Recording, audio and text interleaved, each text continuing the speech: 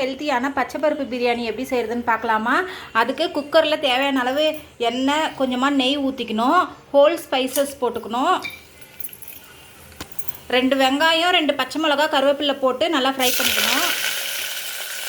வெங்காயம் சீக்கிரமாக வதங்குறதுக்கு கொஞ்சமாக சால்ட் போட்டு நல்லா மிக்ஸ் பண்ணி விட்டுக்கணும்.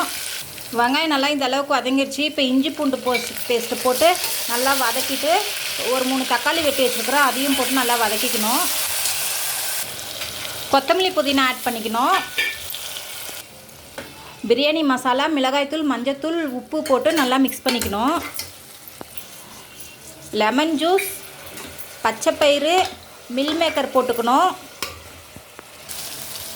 3 டம்ளர் தண்ணி ஊற்றி கொதிக்க விடணும். பாருங்கள், இப்போ கொதிக்குது. அரிசியை போட்டு குக்கர் மூடி போட்டு 3 விசில் விடணும். அவ்வளோதாங்க.